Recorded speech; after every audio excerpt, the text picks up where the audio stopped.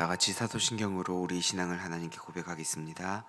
전능하사 천지를 만드신 하나님 아버지를 내가 믿사오며 그 외아들 우리 주 예수 그리스도를 믿사오니 이는 성령으로 잉태하사 동정녀 마리아에게 나시고 본디오 빌라도에게 고난을 받으사 십자가에 못 박혀 죽으시고 장사한 지 사흘 만에 죽은 자 가운데서 다시 살아나시며 하늘에 오르사 전능하신 하나님 우편에 앉아 계시다가 저리로서 산 자와 죽은 자를 심판하러 오시리라. 성령을 믿사오며 거룩한 공회와 성도가 서로 교통하는 것과 죄를 사하여 주시는 것과 몸이 다시 사는 것과 영원히 사는 것을 믿사옵나이다. 아멘. 찬송가 300장 같이 찬양하도록 하겠습니다. 찬송가 300장입니다.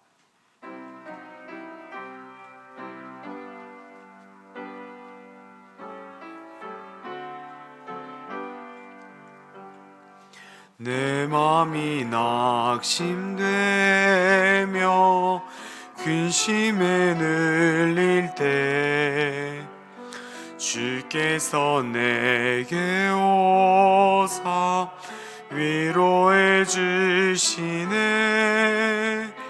가는 길 캄캄하고 괴로움 많으나 주께서 함께 하며 내 짐을 지시네. 그네가 내게 족하네. 그네가 족하네. 이 괴로운 세상 지날 때 그네가 족하네. 희망이 사라지고 친구 날 버릴 때 주 내게 속삭이며 새 희망 주시네.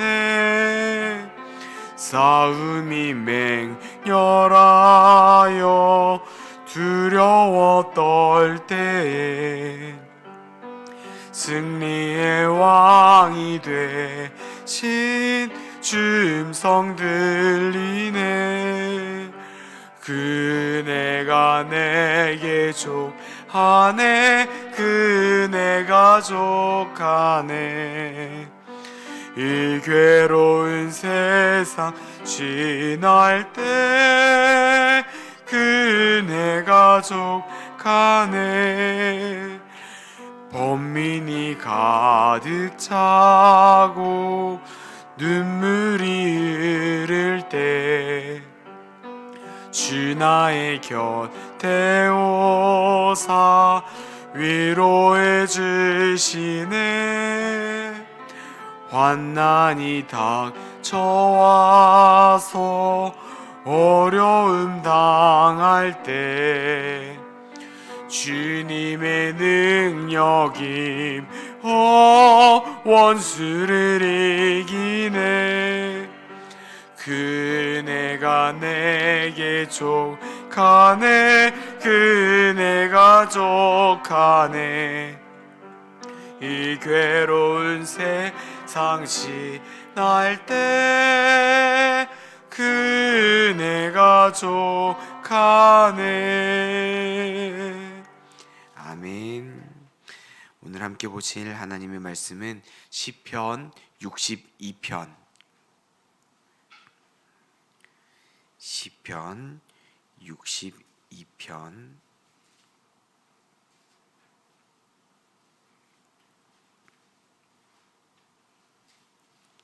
1절과 5절 말씀입니다. 구약 성경 846면쯤에 있습니다. 구약 846면쯤에 있는 시편 62편 1절 말씀 그리고 5절 말씀을 같이 보도록 하겠습니다. 62편 1절 말씀과 5절 말씀 같이 읽도록 하겠습니다. 나의 영혼이 잠잠히 하나님만 바라며 나의 구원이 그에게서 나오는도다. 나의 영혼아 잠잠히 하나님만 바라라. 무릇 나의 소망이 그에부터 나오는도다. 아멘. 새벽 예배에 나오시면서 6분의 성도님이 일천번째 헌금을, 2분의 성도님이 감사 헌금을 하나님께 올리셨습니다. 감사의 제목 올리겠습니다. 같이 나누겠습니다. 2월달 마감 잘할 수 있게 해주세요. 매 순간마다 감사하며 살게 하옵소서. 아멘. 네, 성도님들 반갑습니다. 요즘 젊은 청년들에게 유행이 되고 있는, 화제가 되고 있는 게 있는데 바로 MBTI라고 하는 심리 검사입니다.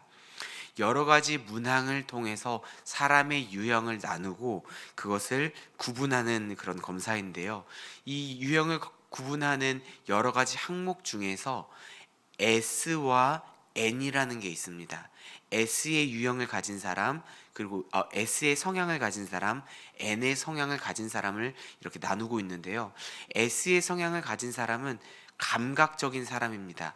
현실적이고 상식을 중시하는 사람입니다. 그리고 확실하고 정확한 것을 추구하는 사람입니다. 반대로 N의 성향을 가진 사람은 직관적인 사람입니다. 이 사람들은 상상과 혁신을 추구하고 의미와 그런 비유적인 그런 묘사를 통해서 추론하는 것을 좋아하는 사람입니다. 이렇게 말하면 어려우니까 간단하게 사과가 있다라고 했을 때, 사과라는 단어를 들었을 때 성도님들 머릿속에 떠오르는 이미지를 잠깐 생각해 보시면 좋겠습니다. 말씀은 하지 않아도 좋고요. 그냥 사과 딱 들었을 때 떠오르는 것 각자가 다를 거예요. 그런데 S의 성향을 가진 사람은 사과라는 말을 딱 들었을 때 머릿속에 떠오르는 게 빨갛다, 과일, 맛있다. 그냥 문득 바로 떠오르는 게 이런 것들인 분들은 S의 성향을 가지신 분들. 반대로 사과라는 단어를 들었을 때 N의 성향을 가진 사람은 사과라는 단어를 듣고 백설공주, 뉴턴, 원숭이 뭐 이런 것들을 떠오를 거예요. 뭐 백설공주는 뭐 독사과를, 그리고 뉴턴은 사과 만유인력을 테스트한다고 사과 떨어뜨린 것을, 원숭이는 제가 그 단어를 들었을 때 떠올랐던 건데요. 그 원숭이 엉덩이는 빨가면 사과, 저는 그 단어가 바로 떠올랐어요. 그래서 저는 전형적인 그런 N의 성향을 가진 사람인 것 같은데, 금방 전에 제가 이렇게 어떤 단어라는, 사과라는 단어를 듣고 연상되는 것을 제가 여쭤본 것처럼 오늘 말씀을 시작하기 전에 제가 어떤 단어를 말씀드릴 텐데 그 단어를 들으면서 연상되는 것들을 성도님들 머릿속에 먼저 생각해 보셨으면 좋겠습니다. 잠잠하다, 가만히 있다. 이 단어를 들었을 때 성도님들 머릿속에서는 어떤 것들이 떠오르시나요? 잠잠하다, 가만히 있다. 어떤 분들은 어떤 분위기에 눌려서 제대로 표현하지 못하고 억지로 침묵하게 되는, 상황에 나서지 못하고 침묵하는 비겁한 사람을 생각할 수도 있을 것입니다. 어떤 분은 잠잠하다, 가만히 있다라는 단어를 듣고 와신상담, 지금 기다리고 인내하는 그런 용감한 사람을 떠오르시는 분도 있을 수 있을 것입니다. 또 어떤 분은 무관심하고 무반응적인 사람을 떠오르시는 분도 있을 수 있고, 반대로 조용히 표현하지는 않지만 은근히 사랑을 표현하는 경상도 출신의 아버지를 떠오르는 분들도 있을지 모르겠습니다. 어떤 면에서 잠잠하다라는 것은 신뢰를 보여줄 수도 있고, 반대로 잠잠하다는 인식은 외롭고 버림받았다라는 이미지를 떠오르게 하기도 합니다. 성경 속에서도 잠잠하다, 가만히 있다라는 그런 이미지가 많은 면에서 드러나고 있는데요. 먼저 부정적인 이미지로서 잠잠하다는 에스더에서 발견할 수 있습니다.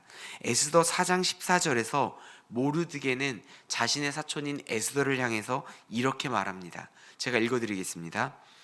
이때에 내가 만일 잠잠하여 말이 없으면 유다인은 다른 데로 말미암아 노임과 구원을 얻으려니와 너와 내 아버지 집은 멸망하리라.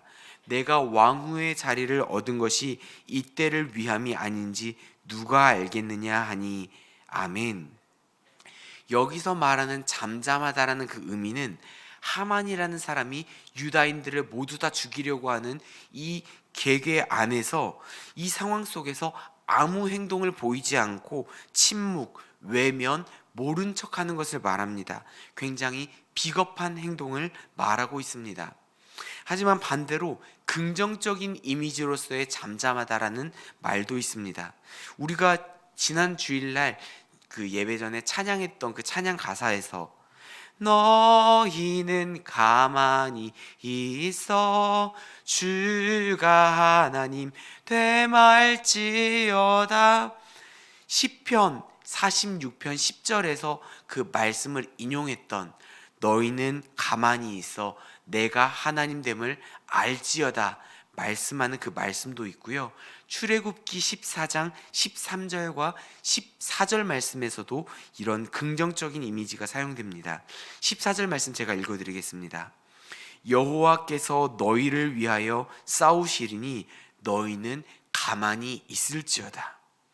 여기서 가만히, 잠잠히 있는 것은 침묵, 이렇게 부정적인 의미가 아니라 신뢰를 말합니다. 내가 아닌 하나님께서 일하시는 것을 믿고 그분께 온전히 맡겨드리는 신뢰, 전적인 신뢰, 긍정적인 의미를 담고 있습니다. 또 다시 부정적인 의미로 돌아가 보면 하나님께서 침묵하고 하나님께서 가만히 계실 때, 하나님 왜 잠잠히 계십니까? 하나님 왜 악인들이 이렇게 판을 치고 있는데 왜 가만히 계십니까? 하나님에 대한 배신감, 이런 것들을 토로하거나 침묵하심으로 인한 외로움, 괴로움을, 그런 절망들을 말할 때 하나님 왜 가만히 계십니까? 라는 말을 사용하기도 합니다. 하지만 또 반대로 긍정적인 의미로서 세미한 음성, 아주 적은 소리로 하나님께서 호렙산에 있던 외로워하고 힘들어하던 그 엘리야에게 잠잠하게 작은 소리로 만나주신 것처럼 스바냐 3장 17절에서 하나님께서 잠잠히 사랑한다라고 말하고 있습니다. 너희 하나님 여호와가 너희 가운데 계시니 그는 구원을 베푸실 전능자시라. 그가 너로 말미암아 기쁨을 이기지 못하시며 너를 잠잠히 사랑하시며, 잠잠히 사랑하시며. 잠잠히 사랑한다라는 것은 무엇을 말할까요? 화려하진 않지만 은은하게, 은근하게, 말하지 않아도 함께함으로 느껴지는 사랑, 하나님의 사랑을 말할 것입니다.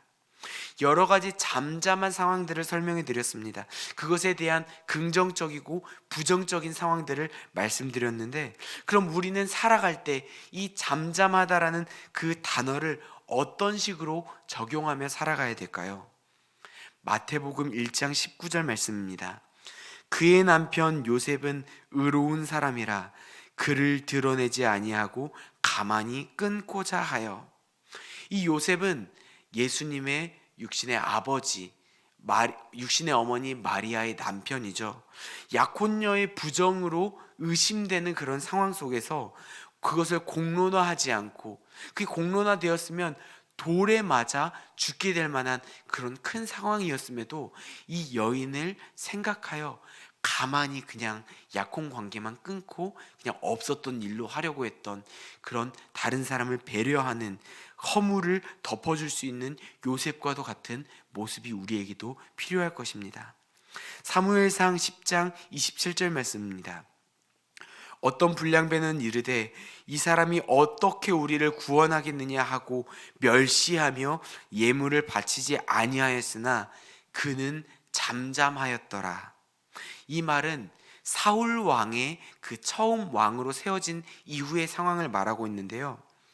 우리도 억울한 상황이 있을 때 변명할 말이 충분히 있다 하더라도 때로는 억울함을 주님께 맡겨드리고 주님을 의지하고 잠잠히 인내할 수도 있어야 합니다. 사울왕은 공식적으로 기름 부음을 받고 많은 사람들의 그 인정 아래에 왕으로 부임받았고 왕으로 임명받았음에도 그것을 인정하지 않고 그를 부정하고 이 사울 왕을 멸시하는 사람들을 대상으로 발끈하며 자신이 왕되었다라는 것을 강하게 드러내지 않고 그냥 가만히 잠잠히 있었다라고 말을 하고 있습니다. 사랑하는 성도님들, 우리는 잠잠해서는 안 됩니다. 지금 이 세계적으로 전쟁이 일어나고 있다는 거 아시죠? 이게 그런 상징적인 의미가 아니라 실제로 지금 전쟁이 일어나고 있습니다. 그리고 이 시간에도, 우리가 예배드리는 이 시간에도 세계 어느 나라에서는 굶어 죽어가는 아이들이 있다는 것도 아실 것입니다. 지금 당장 나와는 상관이 없어 보인다고, 나에게 직접적인 영향이 없는 것처럼 느껴진다고 잠잠히 가만히 있어서는 안 됩니다. 골리앗이 무서워서 하나님의 군대를 모욕하는 그 골리앗의 그 말을 듣고도 잠잠히 가만히 있어서는 안 된다라는 것입니다. 어린 소년이 하나님의 군대를 모욕하는 저 거인, 저 무서워하는 커다란 군인들도 무서워하는 그 골리앗을 바라보며 그 분을 참지 못하고 당당하게 나아갔던 것처럼 정말 중요한 것을 위해 소리치며 일어나서 움직이고 행동해야 됩니다. 우리는 잠잠해서는 안 됩니다. 동시에 우리는 잠잠해야 합니다. 정말 중요한 것이 아닌 것들, 우리의 자존심, 내가 이루고자 하는, 달성하고자 하는 그런 노력들, 그것들을 주님 앞에 내려놓고 잠잠히 주님이 일하시는 것을 지켜보는 우리가 되기를 소망합니다. 운동할 때, 악기를 연주할 때 가장 먼저 해야 되는 게 힘을 빼는 것입니다. 자꾸 운동을 뭔가 하려고 할 때, 악기를 연주하려고 할 때 가르치는 사람 이야기해요. 힘이 너무 많이 들어갔어요. 힘을 빼세요. 더 힘 빼셔야 돼요. 힘을 빼야 된다라고 이야기합니다. 하나님이 일하실 수 있도록 우리의 힘을 빼야 됩니다. 잠잠히 주님 앞에 먼저 우리 자신을 내어드릴 수 있는 제 가족이 되기를 축복합니다. 내가 힘을 빼면, 잠잠히 있으면, 내가 힘이고 다 빼면 어떡해? 모든 게 안 된다라고, 우리가 하던 이 모든 일들이 올스탑 된다라고 생각할 수 있지만 그것은 또 하나의 우리의 교만일 수 있습니다. 내가 하던 것들을 내가 멈추게 되면 모든 게 안 된다라고 생각할 수 있지만, 우리가 멈추게 되고 우리가 잠잠히 힘을 빼게 될 때 주님을 신뢰함으로, 주님을 의지함으로 먼저 맡겨드릴 때 우리의 소망, 우리의 구원 되시는 주님이 일하시고 그분께서 우리의 하나님이 되신다라는 것을 우리에게 직접 알려주시고 보여주신다는 그 사실을 믿으시기를, 이 말씀을 예수님의 이름으로 축복합니다. 그 말씀을 믿으며 오늘도 주님 앞에 잠잠히 주님께 맡겨드리며, 때로는 잠잠하지 않고 움직이며 행동하는 신앙인들 되시기를 예수님의 이름으로 축복합니다. 잠시 기도하도록 하겠습니다. 사랑하는 하나님 아버지, 우리가 하나님 앞에 잠잠히 머물며 가만히 있어서 주님이 행하시는 것을 바라보고 주님이 이루시며 하나님께서 일을 성취하시며 하나님이 우리의 하나님 되시고 우리의 전부 되심을 인정하며 바라보는 귀한 우리들 될 수 있도록 도와주시옵소서. 한편으로는 잠잠하지 않고 움직이며 행동하는 신앙인들 되기를 원합니다. 직접적으로 나에게 타격이 있지 않는다고 해서 에스더에게 네가 가만히 있으면은 너는, 우리 지금 유다 사람들은 하나님께서 다른 방법으로 구원하시겠지만 잠잠히 있는 너에게는 다른 벌이 있을 것이다. 너는 잠잠히 있는 게 괜찮은 것으로 생각할지 모르겠지만 그것을 하나님께서 기억하실 것이다 말하는 것처럼, 지금 세계 가운데 참 어려운 일들, 우리와 직접적으로 연관 없어 보이는 여러 어려운 일들이 많이 일어나고 있는데 그것이 나에게 직접적인 영향이 없다고 해서 잠잠히 있는 것이 아니라 그것 또한 나에게 주어진 하나님의 말씀이라고 생각하며 그것을 위해 기도하며 움직이며 행동할 수 있는 우리들 될 수 있도록 도와주시옵소서. 우리의 모든 상황을 기억하시며 우리의 모든 그 마음을 기억해 주시는 살아계신 예수님 이름으로 기도드립니다. 아멘. 하늘에 계신 우리 아버지여, 이름이 거룩히 여김을 받으시오며 나라에 임하옵시며 뜻이 하늘에서 이룬 것 같이 땅에서도 이루어지이다. 오늘날 우리에게 일용할 양식을 주옵시고 우리가 우리에게 죄 지은 자를 사하여 준 것 같이 우리 죄를 사하여 주옵시고 우리를 시험에 들게 하지 마옵시고 다만 악에서 구하옵소서. 대개 나라와 권세와 영광이 아버지께 영원히 있사옵나이다. 아멘. 이 시간 공동체의 기도 제목으로 함께 합심하여 기도하고 계속 개인의 기도 제목으로 기도하며 나아가도록 하겠습니다. 먼저 대선을 위해 기도했으면 좋겠습니다. 다가온 대선, 나와는 직접적인 영향이 없다라고 생각할 수도 있지만 그것을 통해서 믿는 사람들이, 그리고 믿지 않은 수많은 사람들이 정말 잘 살 수 있도록 사람들, 국민들의 말을 들을 수 있는 그런 대선 후보가, 대통령이 세워질 수 있도록, 하나님을 두려워하는 사람이 세워질 수 있도록 도와주시라고 그 대선을 위해 기도하기를 원합니다. 자기가 지지하는 정당, 지지하는 것들이 아니더라 하더라도 그것으로 서로 싸우고 분쟁을 일으키는 것이 아니라 하나님을 의지함으로, 주님을 바라봄으로, 주님을 의지함으로 주님이 이루실 것들을 바라보며 나아가는 우리들이 될 수 있도록 기도해 주셨으면 좋겠습니다. 그리고 담임 목사님과 원로 목사님을 위해서 기도했으면 좋겠습니다. 하시는 사역과 가정과 성령 충만함을 위해서 주님께서 지혜를 주시고 주님께서 능력을 허락하여 주시라고 이 많은 것들을 위해서 기도했으면 좋겠습니다. 그리고 코로나 상황을 바라보며 기도했으면 좋겠습니다. 코로나가 정말 많이 퍼져 있습니다.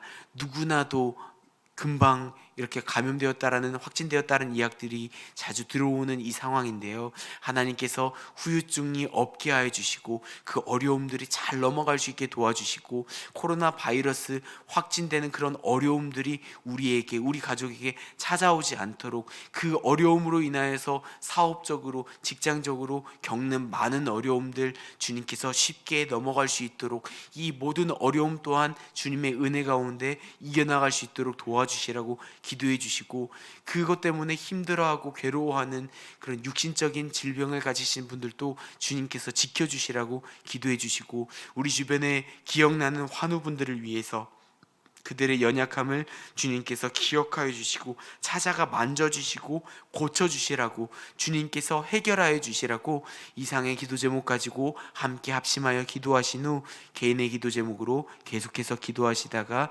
귀가하시도록 하겠습니다. 기도하도록 하겠습니다. 사랑하는 하나님 아버지, 하나님의 은혜와 사랑을 감사드립니다. 하나님 아버지, 우리가 기도할 것들이 참 많습니다. 하나님, 그것이 나에게 직접적으로 영향이 없어 보인다고 하더라도 우리가 더욱더 기도하는 사람들 되기 원합니다. 세계에 지금 우크라이나 전쟁으로 인하여서 힘들어하고 괴로워하는 많은 어려움들이 있습니다. 하나님, 이 어려움 가운데 있는 그들을 기억하여 주시고 하나님, 이 어려움이 잘 해결될 수 있도록 주여 도와주시옵소서. 피해보는 어린 아이들, 그런 국민들, 그런 무슨 세계에 있는 많은 사람들의 그 소리를 들으시고 주님 불쌍히 여겨주시옵소서.